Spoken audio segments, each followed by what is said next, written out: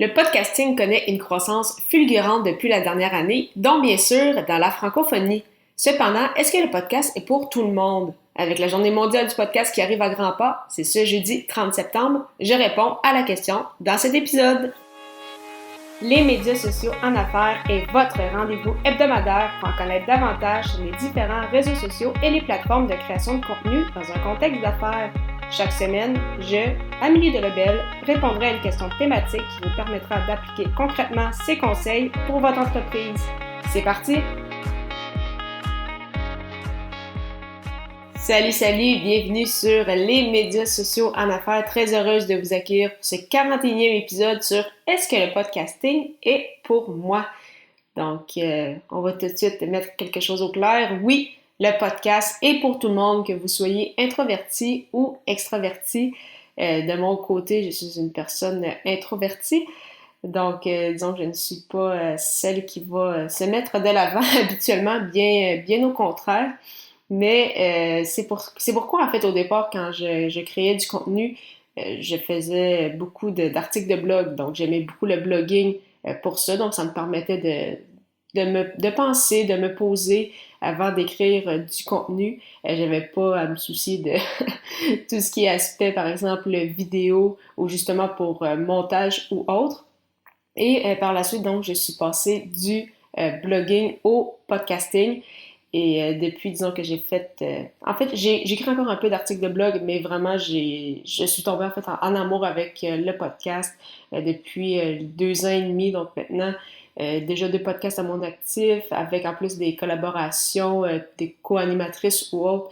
On approche des 200 épisodes à l'heure actuelle, donc vraiment une très très belle aventure. D'ailleurs, je remercierai toujours Marco de m'avoir justement motivé à lancer mon podcast, donc après avoir suivi sa formation donc au ameliedelebel.com/lancer son podcast, lancer ER, si jamais vous aussi vous souhaitez vous lancer dans cette belle aventure du podcasting. Donc vraiment, on peut penser peut-être que il faut absolument être extroverti, il faut aimer discuter, il faut aimer être mis de l'avant pour aimer le podcasting. Pas du tout. Moindrement que vous avez un message où vous souhaitez justement partager vos connaissances, et tout le monde en fait peut le faire. Vous allez le faire à votre façon, en fait, à votre sauce, et ça va donner des très beaux résultats, j'en suis certaine.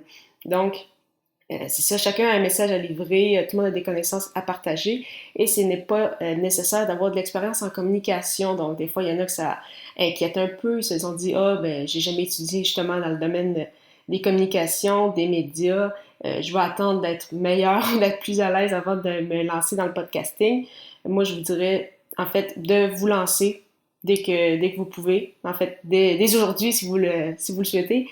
Et en fait, l'expérience va venir avec le temps. Donc, si vous retournez en arrière, par exemple, à écouter les premiers épisodes d'Athlètes entrepreneurs, donc au ameliedelebel.com/podcast, si jamais vous voulez écouter ça, vous allez voir déjà la différence tant au niveau technique, au niveau sonore que dans mon aisance à discuter. En 2 ans et demi, je veux dire, ça change énormément. Donc, la seule façon de vous améliorer, en fait, c'est en vous pratiquant. Puis, justement, vous allez vous apercevoir vous-même, si vous lancez votre podcast aujourd'hui, dans 1 an, vous allez peut-être avoir 30, 40, 50 épisodes à votre actif. Et déjà là, la courbe de progression va être incroyable et elle va juste continuer d'augmenter. Donc, vraiment, lancez-vous, c'est le plus important. Surtout, qu'en francophonie, en fait, on est encore, si on peut dire, à l'avant du train. Donc, on sait que le podcast est très populaire aux États-Unis depuis déjà de nombreuses années. Ça fait déjà une dizaine d'années, en fait, même plus, que le podcasting existe. On a vu un peu un âge d'or à partir de 2014. Mais au niveau de la francophonie, vraiment, il reste encore beaucoup de place. Donc, on parle environ de à peine un peu plus de 20 000 podcasts, donc c'est encore très, très peu au niveau mondial. Donc, ça se peut très bien qu'il n'y ait en fait aucun podcast dans votre domaine d'expertise, ou si jamais il y en a, il y a peut-être un an qui n'a pas encore été abordé. Et comme je le mentionnais, donc chacun a des connaissances, un message à livrer, chacun a une façon de faire qui, assurément, vous allez pouvoir apporter vos couleurs et ainsi créer un podcast tout à fait unique. Donc, vraiment, le plus important, c'est de vous lancer. Donc, est-ce que le podcast est pour vous? Oui, assurément. Le podcast est pour tout le monde. Chacun peut livrer son message, même si vous n'avez pas d'expérience. L'expérience va venir avec le temps. Comme avec la création de contenu en général ou les réseaux sociaux, le podcasting, c'est un marathon et non un sprint. et au niveau de la francophonie, donc vous serez encore en avant du train. Vous allez peut-être être le seul dans votre domaine, donc c'est une très très belle façon d'augmenter sa notoriété. Justement, en lien avec le podcasting, j'utilise l'hébergeur Blubrry pour mes 2 podcasts.